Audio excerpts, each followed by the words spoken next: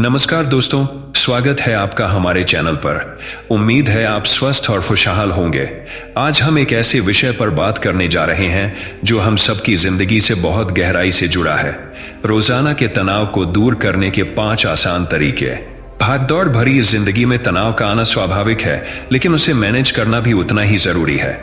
तो अगर आप भी चाहते हैं कि आपकी जिंदगी से तनाव कम हो और सुकून बढ़े, तो इस वीडियो को पूरा जरूर देखिए। तो चलिए बिना देरी किए शुरू करते हैं। पहला तरीका है गहरी सांस लेना।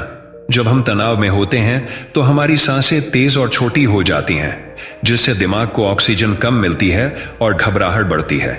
इसलिए अगली बार जब आप स्ट्रेस महसूस करें तो रुक जाइए, अपनी आंखें बंद कीजिए, गहरी सांस अंदर खींचिए लगभग 5 सेकंड तक, फिर सांस को 5 सेकंड के लिए रोकिए और धीरे धीरे 5 सेकंड में सांस छोड़ दीजिए। इसे कम से कम 5 बार दोहराइए। देखिए कैसे आपका दिल और दिमाग शांत होने लगेंगे। यह एक प्राकृतिक तरीका है अपने शरीर को रिलैक्स मोड में लाने का। आप इस तकनीक को कहीं भी और कभी भी कर सकते हैं, ऑफिस में, घर पर या यात्रा करते समय। अब बढ़ते हैं दूसरे तरीके की ओर, खुद के लिए समय निकालना। आज की तेज रफ्तार जिंदगी में हम दूसरों के लिए इतना कुछ करते हैं कि खुद को भूल ही जाते हैं। लेकिन याद रखिए, जब तक आप खुद खुश नहीं होंगे, दूसरों के लिए भी कुछ बेहतर नहीं कर पाएंगे। हर दिन कम से कम 10 से 20 मिनट सिर्फ अपने लिए निकालिए। आप कुछ भी कर सकते हैं जो आपको खुशी दे। चाय की चुस्की के साथ अपने पसंदीदा गाने सुनिए, किसी अच्छी किताब में खो जाइए या फिर पार्क में टहलने चले जाइए।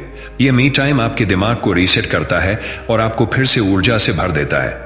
खुद को समय देना कोई स्वार्थ नहीं है, बल्कि यह मानसिक स्वास्थ्य के लिए एक जरूरत है। तीसरा तरीका है सकारात्मक सोच अपनाना।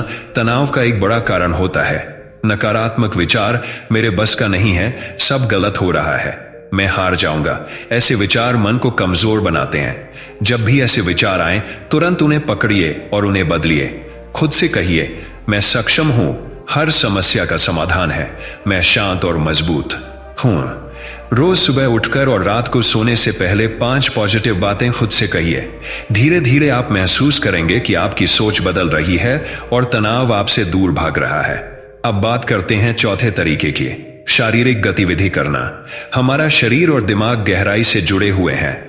जब हम शारीरिक रूप से एक्टिव होते हैं तो शरीर एंडोर्फिन नामक हार्मोन रिलीज करता है, जिसे हैप्पी हार्मोन कहा जाता है। यह हार्मोन आपके मूड को अच्छा करता है और तनाव को कम करता है। आपके पास जिम जाने का समय ना हो तो कोई बात नहीं, हल्की दौड़ लगाइए, योगा करिए, डांस करिए या बस थोड़ा तेज चलिए।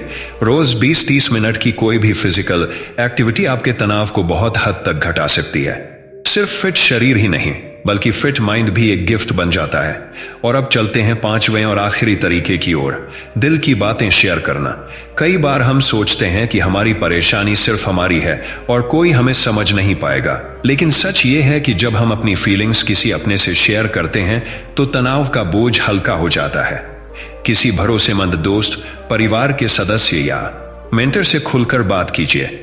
अगर कोई आपके पास नहीं है तो आप लिखकर भी अपने दिल का बोझ हल्का कर सकते हैं। इसे जर्नलिंग कहते हैं। याद रखिए, दर्द बांटने से कम होता है और खुशियां बांटने से बढ़ती हैं। तो दोस्तों, ये थे रोजाना के तनाव को दूर करने के 5 आसान लेकिन बेहद असरदार तरीके। गहरी सांस लें, खुद के लिए समय निकालें, पॉजिटिव सोचें, शारीरिक रूप से एक्टिव रहें और दिल खोलकर अपनी बातें करें। तो चलिए हमारी दूसरी कहानी पर। आज हम बात करेंगे एक ऐसे विषय पर जो लगभग हर इंसान के जीवन को छूता है, क्रोध यानी गुस्सा। गुस्सा एक स्वाभाविक भावना है, लेकिन जब यह हमारी आदत बन जाता है तो हमारे रिश्तों, सेहत और सफलता तीनों का दुश्मन बन सकता है। आज के इस वीडियो में हम विस्तार से जानेंगे कि क्रोध क्यों आता है, इसके पीछे की मनोवैज्ञानिक वजहें क्या हैं और कैसे हम अपने गुस्से पर प्रभावी नियंत्रण पा सकते हैं। तो अगर आप भी अपनी जिंदगी में शांति, समझदारी और खुशी लाना चाहते हैं तो इस वीडियो को अंत तक जरूर देखिएगा। चलिए शुरू करते हैं। क्रोध क्या है? क्रोध एक सामान्य मानवीय भावना है, जैसे खुशी, दुख या डर। यह तब आता है जब हमें लगता है कि हमारे साथ अन्याय हुआ है, हमारी अपेक्षाओं पर आघात हुआ है या जब चीजें हमारे अनुसार नहीं हो रही होती। गुस्सा कभी कभी हमें अन्याय के खिलाफ खड़ा होने की ताकत भी देता है, लेकिन जब यह अनियंत्रित हो जाता है तो हमारी सोचने, समझने और निर्णय लेने की क्षमता को कमजोर कर देता है। इसलिए गुस्से को दबाना नहीं है, उसे सही तरीके से समझना और प्रबंधित करना है। अब जानते हैं गुस्से के कारण क्या है। पहली वजह है अधूरी अपेक्षाएं। जब हमारी उम्मीदें पूरी नहीं होती तो निराशा और गुस्सा पैदा होता है। दूसरी वजह है असुरक्षा की भावना, जब हमें लगता है कि हमारी पहचान, प्रतिष्ठा या अधिकार को खतरा है। तीसरी वजह है पुराने जख्म। अतीत की दर्दनाक घटनाएं भी गुस्से के रूप में बाहर आती हैं। चौथी वजह है तनाव और थकान। मानसिक या शारीरिक थकान गुस्से को बढ़ाती है।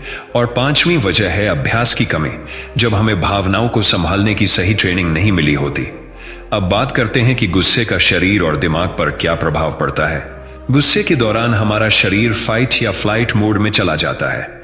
दिल की धड़कन तेज हो जाती है, रक्तचाप बढ़ता है, मांसपेशियां तन जाती हैं।